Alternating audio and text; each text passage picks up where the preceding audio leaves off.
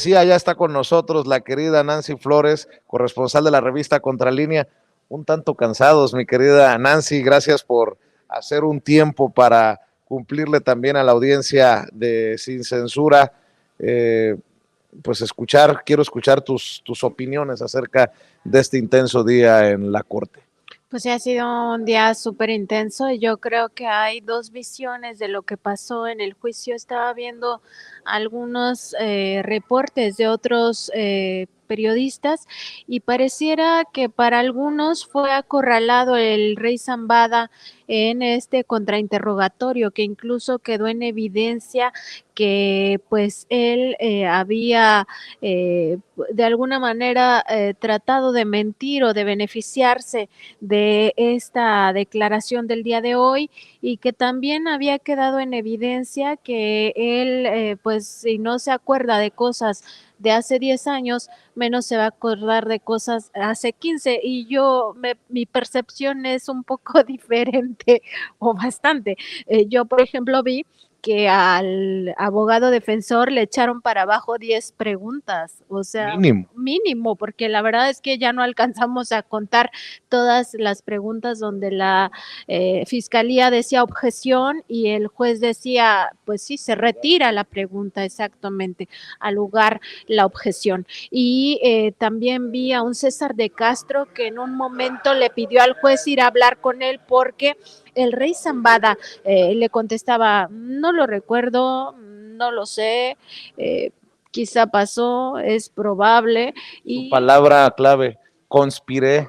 sí, además reiteraba esta parte de conspiré ante las preguntas también reiterativas, hay que decirlo, del propio abogado.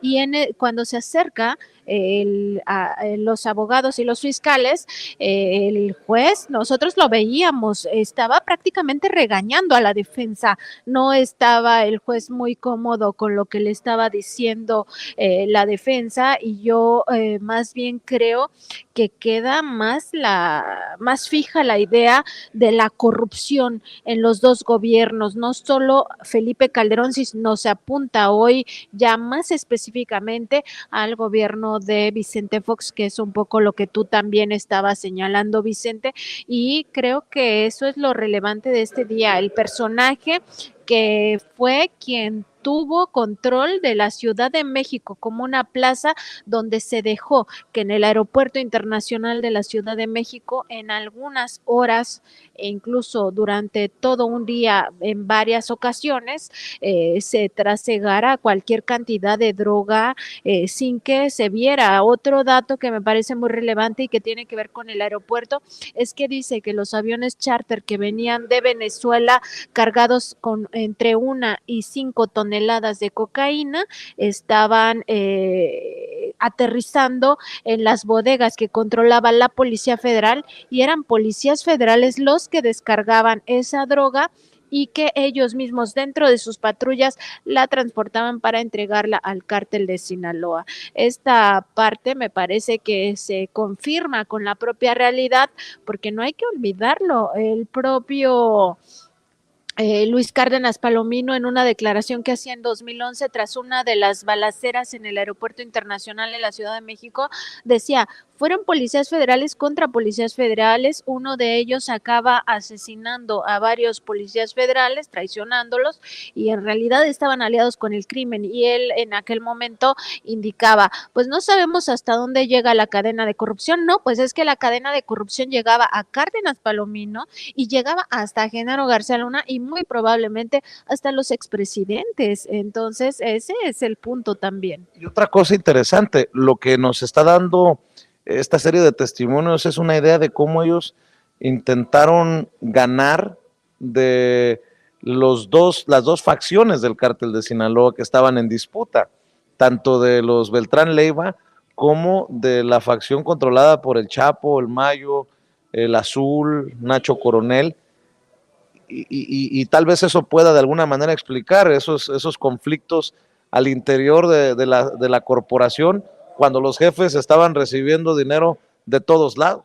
Así es, totalmente. Y por otra parte, decir que en estas revelaciones del día de hoy, pues no es, digamos, cualquier cosa, está bajo juramento el rey Zambada y pues él sabe que en caso de cometer perjurio, pues regresa a la cárcel, no es como que está ahí muy quitado de la pena y no le va a pasar nada si miente. Hay una repercusión en el sistema judicial estadounidense. Y por otra parte, también, Vicente, me parece que hay que destacar todos los momentos en los que se le pregunta, ¿usted tuvo relación con el conejo? ¿Cuándo fue la última vez que se juntó con este otro, el lobo?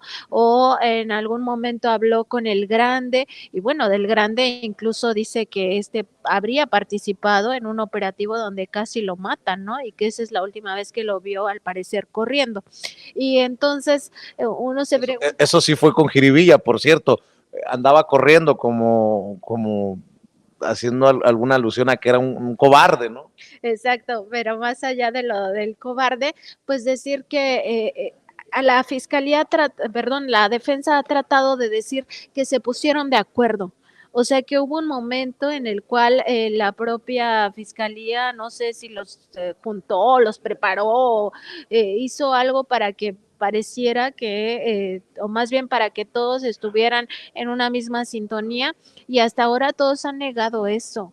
Y nos habla también, porque todos han estado bajo juramento, nos habla de que hay una coincidencia tanto en los hechos reales que vimos en las noticias en aquellos momentos con lo que se está revelando aquí. No es una sorpresa que nos digan que al cártel de Sinaloa lo beneficiaban cuando todos veíamos que se estaba expandiendo por el mundo, que había llegado a 50 países hacia el sexenio de Felipe Calderón, estaba trasegando ya droga a los 5 continentes. Había incluso reportes desde Australia que había presencia del cártel de Sinaloa. Entonces, no es como algo totalmente loco pensar que esto era posible. Los hechos van corroborando también estas versiones. Ustedes en la revista Contralínea han hecho un, un gran trabajo en mostrar no solamente a Genaro García Luna, sino sus redes de corrupción. Y una figura central es Luis Cárdenas Palomino. Y hoy vuelve a confirmarse que Cárdenas Palomino no era un achichincle cualquiera. Dice el rey que era, de acuerdo a Óscar Paredes, asesinado, el que era el abogado de todas las confianzas de Ismael El Mayo Zambada, el encargado de las relaciones de alto nivel, algo así dijo, palabras más, palabras menos, el rey Zambada, que Óscar Paredes decía que eran íntimos amigos, él y Cárdenas Palomino.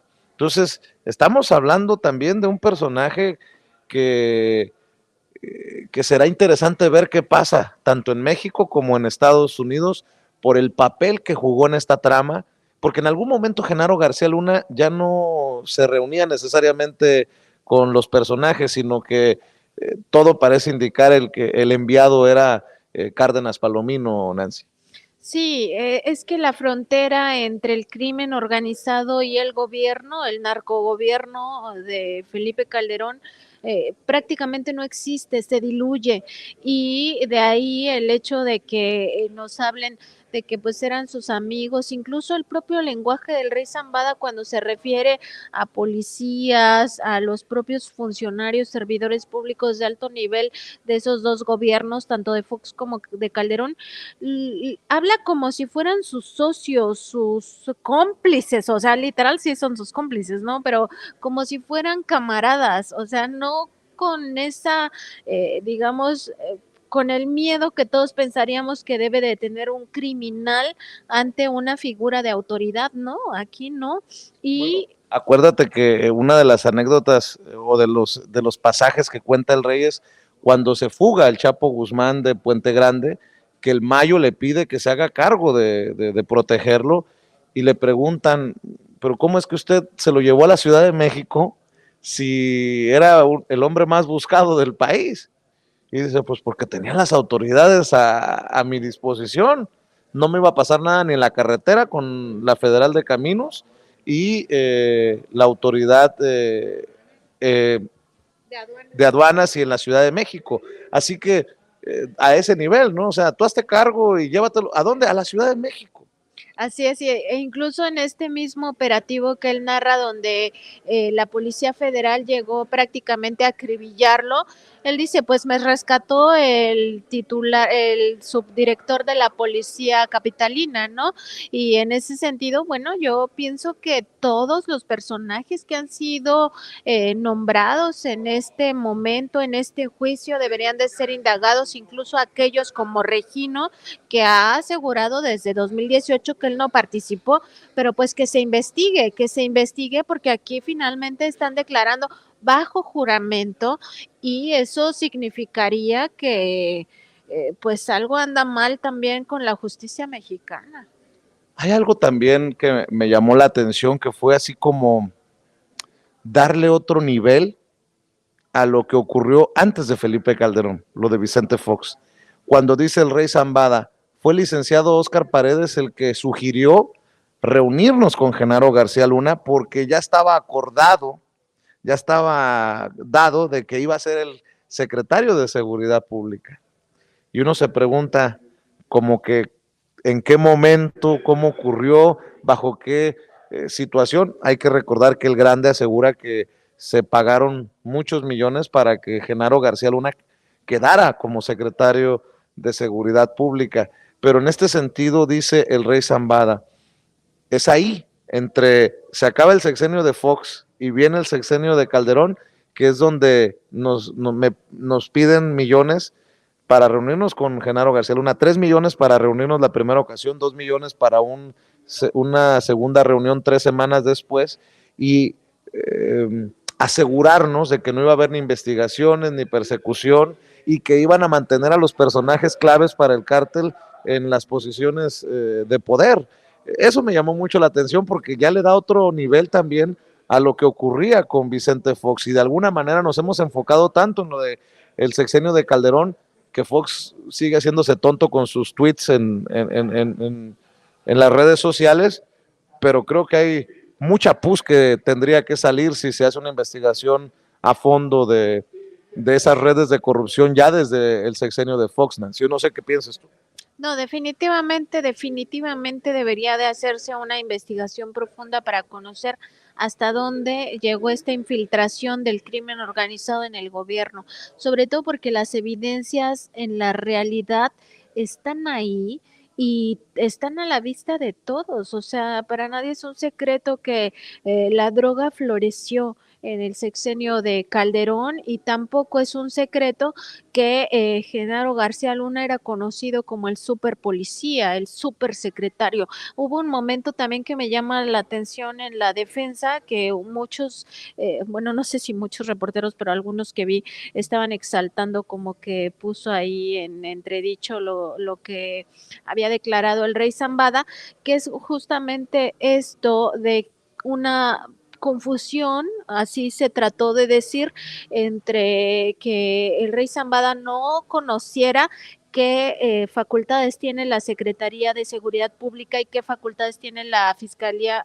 bueno, antes Procuraduría General de la República, sobre todo porque decía que el ASIEDO estaba pues bajo el control de Genaro García Luna. Y hay que recordar que pues había una pugna importante entre Medina Mora y Genaro García Luna en su momento, porque Genaro García Luna tenía mucha incidencia dentro de la Procuraduría General de la República. Entonces no es como que acorralas al personaje por ignorante, sino más bien hay que ver cómo estaba la realidad en aquel momento y cómo de verdad Genaro García Luna controlaba otras áreas que no tenían que ver necesariamente con la Secretaría de Seguridad Pública y por eso se le conocía como el supersecretario, el superpolicía, porque abarcaba más de lo que realmente le correspondía y lo abarcaba en un engranaje criminal, no en un engranaje de eficiencia, de estar, digamos, combatiendo realmente al crimen organizado, sino más bien en esta lucha intestina por colocar al cártel de Sinaloa en el reinado y desaparecer a los grupos antagónicos. Yo sé que tienes otros compromisos, no te voy a quitar mucho tiempo más, Nancy, pero ustedes en la revista Contralínea han hecho un diagrama, un organigrama de las redes de corrupción de Genaro García Luna. ¿Te sorprendió escuchar nombres? ¿Hizo sentido el diagrama de tal vez de diferente manera al escucharlo de un testigo en el juicio contra Genaro García Luna?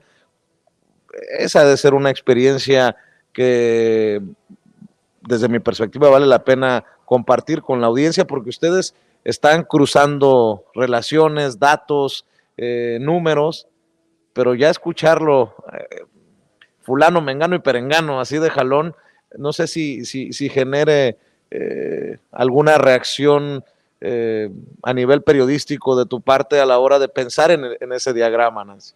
No, sí, es que todo se va juntando, se va concatenando y vas entendiendo mucho mejor cómo es el engranaje de la corrupción gubernamental y este vínculo, esta alianza con el crimen organizado y particularmente con el cártel de Sinaloa.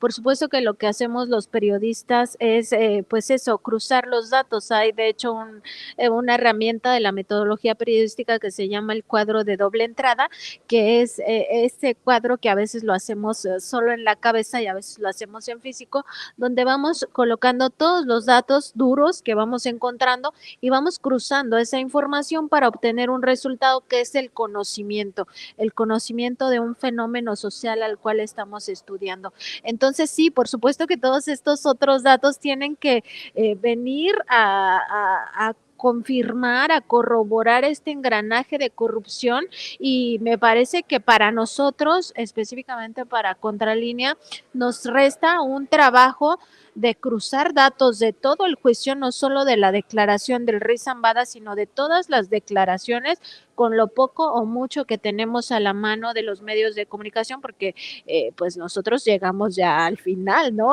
Tú estuviste aquí también antes, incluso fuiste muy generoso con darnos un reporte en vivo en la revista, pero me refiero a que todos esos datos nos deben de servir para reconstruir nuestra historia.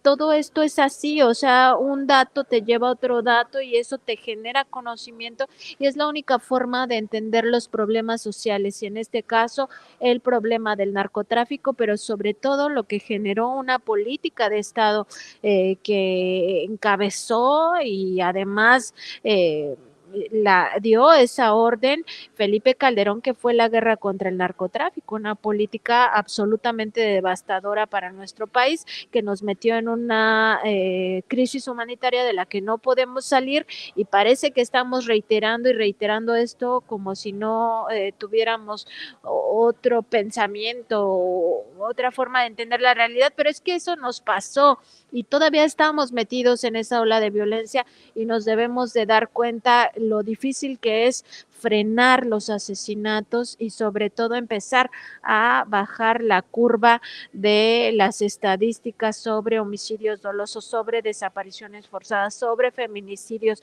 sobre todas las violencias que se gestaron, se potenciaron en ese sexenio de muerte. Dos cositas. ¿Qué pensaste cuando decide y declara a Genaro García Luna que no va a testificar? ¿Cómo has visto a Genaro García Luna?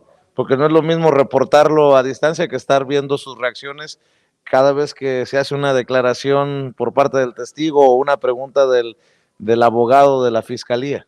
Yo creo que se cuida mucho en su imagen, él sabe que necesita una imagen primero de inocencia, de pulcritud, ¿no? Y por eso lo vemos siempre erguido en su asiento, casi no se mueve, pero al mismo tiempo trata de darle confianza a su familia, esto que tú mencionabas, sonreía cuando veía a su hijo, cuando veía a su esposa, y yo pienso que cuando lo vimos fruncir el ceño es que ya no se aguantaba, o sea, ya no se aguantaba ver que el contrainterrogatorio no estaba saliendo del todo bien desde mi perspectiva, porque le estaban echando abajo varias preguntas al abogado defensor César de Castro y pues lo que sí creo es que es una persona que todo el tiempo está pues calculando lo que hace, o sea, toma notas, ¿no? Está como revisando, hablando con sus abogados, se le ve muy sereno,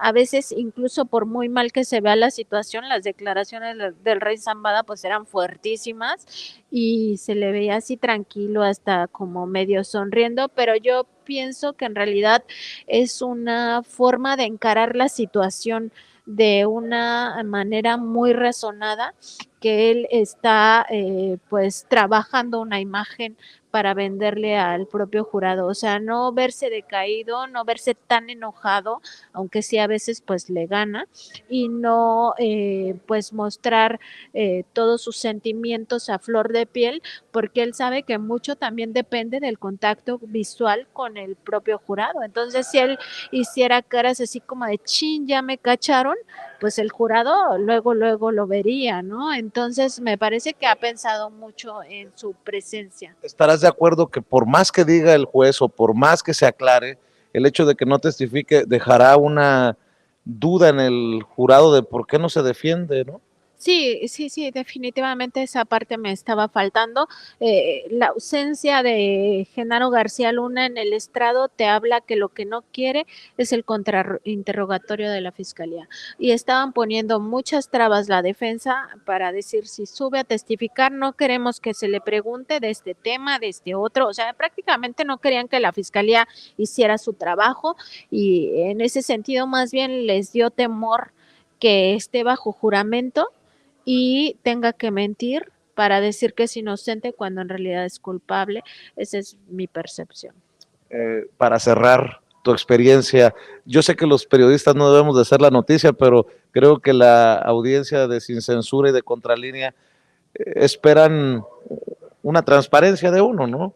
En este que es el llamado juicio del siglo, tal vez con más repercusiones incluso que el juicio de Joaquín Guzmán lo era el Chapo Guzmán. ¿Cómo has visto las cosas? ¿Cómo te ha tocado lidiar pues con esto, ¿no? El juicio que no es así, enchilame otra, que no solamente es desgastante, es demandante, estar al pendiente de los detalles. Eh, las cortes en Estados Unidos no son nada cómodas. ¿Cómo ha sido tu experiencia como periodista y que además haces el esfuerzo, el sacrificio, la revista de tenerte aquí? No sé si deba, pero para mí es pues apasionante lo que estamos haciendo porque los grandes, los que se dicen grandes, pues no los veo por ningún lado.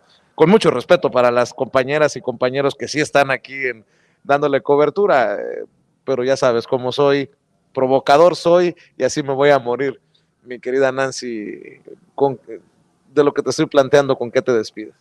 Pues nada más decir que, pues sí, es breve nuestra experiencia. Bueno, particularmente la mía es todavía más breve porque empezó literalmente hoy. Pero me parece muy interesante. Yo creo que ha sido una buena experiencia en el sentido también de la adrenalina que sentimos los periodistas, del olfato que tenemos para encontrar la nota, de la propia, digamos, el propio ambiente de la fuente, porque pues no es lo mismo llegar desde fuera que estar todos los días, el correr para alcanzar el último lugar para que entres exactamente al salón donde están sesionando y no te quedes solo en el salón donde es vía remota. Me parece en general una muy buena experiencia profesional porque en particular me ha exigido pues más cosas, como por ejemplo transmitir desde la calle, porque adentro pues no te dejan usar el celular ni prácticamente nada, ¿no? O sea, solamente te alcanza para hacer tweets y pues eso no funciona ahora para los programas en vivo. Entonces, desde esa experiencia que es nueva para mí de transmitir en la calle y además tener el contacto de la gente que yo realmente nunca lo había tenido y aquí han sido muy cariñosos y cariñosas los migrantes mexicanos, se han acercado, nos han acercado hasta tamales, agua, son súper buena gente y con mucha humildad lo digo, les agradezco muchísimo el cariño que me demuestran, el cariño que te demuestran también a ti, Vicente, y creo que es un momento para aprender. Estamos aquí para aprender también a hacer otro tipo de coberturas. Es la primera vez que yo cubro en Estados Unidos en general, o sea, nunca había venido a Estados Unidos, entonces también para mí es como una experiencia total, o sea, desde estar aquí y pasar migración y todo, hasta entrar a la corte. Y además para ustedes que se dedican a los medios impresos, transmitir en la calle. Me decías que nunca habías transmitido para el programa. Por cierto, te tienes que despedir invitando a la gente para que vea el programa extendido que están armando en Contralínea. Pero a mí en lo particular hasta me emociona, me enorgullece porque es otro paso también en esta dirección de la nueva realidad de la información. Sí, definitivamente, pienso que hemos ido avanzando poco a poco, igual y un poco lentos, pero ahí vamos consolidando nuestro proyecto audiovisual, por Internet, ¿no? Esta maravilla de la multiplataforma, sobre todo de los canales tanto en YouTube como en Facebook. Y por supuesto que los invito a que no solo sintonicen, sino se suscriban a nuestras redes sociales. Estamos en Facebook, Twitter y YouTube como Contralínea, también en Instagram, y ahí pues vamos a dar todos los reportes en vivo cuando se puede salir corriendo, así sean 10 minutos, ahí vamos a estar los 10 minutos y de retache a la corte. Pero sí, para mí es en general una experiencia importante, me parece, en términos profesionales. Y a ver también qué papel hacemos, porque pues vamos a caer no pocas veces en contradicción con algunas versiones. Me parece que desde hoy ya empezamos a caer en algunas contradicciones con otros, pero bueno, siempre es importante tener más visiones de un hecho tan relevante para nuestro país, para la sociedad mexicana y en general, pues para todos y todas los que buscamos justicia por las víctimas, miles de víctimas que no debemos de olvidar. Pues mi querida Nancy, en un tono más amable después de tantos detalles serios, dicen que ya te pusieron tu casita de campaña ahí a las afueras de la corte para que te vayas de una vez. Pues, es que ya son las casi 10 de la noche acá y No inventes, ya hay que ir a dormir. pues nos vamos a... No, tú te tienes que redactar y te agradezco mucho que hayas compartido con la audiencia de Sin Censura, como estoy muy orgulloso de poder de alguna manera eh, respaldar lo que se tenga que respaldar para Contralínea. Están haciendo un gran trabajo. ¿De qué horas a qué horas se están transmitiendo? De lunes a viernes a partir de las 10 de la mañana, hora México, porque ahora estamos en otro horario, de 10 a 12 de la mañana, hora México, y bueno, y hora de la Ciudad de México, porque también México tiene muchos usos horarios. Y también ahora hemos estrenado un programa de análisis todos los lunes a la 1 de la tarde, y por la cobertura especial que estamos teniendo, vamos a tener un horario extendido hacia el final del horario del juicio, para que pues todos estén atentos a mi reporte también y a los comentarios de mis colegas allá en Contralínea en la Ciudad de México. Pues siempre es importante ir nutriéndonos de varios puntos de vista para conocer una realidad que no necesariamente encaja con la que nos venden los medios corporativos, o que no necesariamente encaja con la visión que nos tratan de imponer desde ciertos sectores de poder. Pues qué lástima que me viniste a descubrir que yo no entro a la audiencia, que me quedo transmitiendo en la banqueta. Nótese mi sarcasmo, ya ves cómo nos quieren mucho allá en México, Nancy. Pero bueno, te dejamos para que vayas a trabajar y podamos descansar un poquito. No, Vicente, yo quería hacerte un agradecimiento público porque me has ayudado bastante. De hecho, bueno, con tu experiencia es como yo me aproveché de tu experiencia para entrar aquí a la corte, y para mí ha sido un apoyo importante en esta cobertura. Pues aquí andamos. Para mis amigos, todo, mi querida Nancy Flores. Y saludos a los amigos de la revista Contralínea que orgullosamente dirige el maestro Miguel Vadillo, a quien también le mandamos un saludo. Pues te dejo, porque si no, Después me regaña, oye, ¿por qué no llegaron las cosas a tiempo? Es que Nancy estaba con Vicente sin censura. Mi querida Nancy, nos vemos mañana. Gracias, Vicente. Buenas noches a tu audiencia, buenas noches a ti y pues sí, a madrugar. A madrugar, pues, la querida Nancy Flores, corresponsal de la revista Contralínea, hablando con nosotros sin censura. Amigos, amigas, regresamos en breve, pero mientras seguimos hablando sin pelos en la lengua, sin censura, usted puede suscribirse a nuestros 3 principales canales en YouTube. Sin Censura Media, en donde tenemos más de 1.600.000 suscriptores, Sin Censura TV, en donde tenemos más de 1 millón de suscriptores, y en Sin Censura Presenta, en donde queremos llegar muy pronto a los 100,000 suscriptores. Si usted ya está inscrito en Sin Censura Media, suscríbase en Sin Censura TV. Si ya está suscrito en Sin Censura TV y Sin Censura Media, suscríbase a Sin Censura Presenta. Recuerde que es gratis, no tiene que sacar un solo centavo de su bolsillo para apoyarnos. Dele clic en la campanita para que los señores y señoras de YouTube envíen las notificaciones cuando estemos transmitiendo en vivo y en directo o estemos subiendo videos.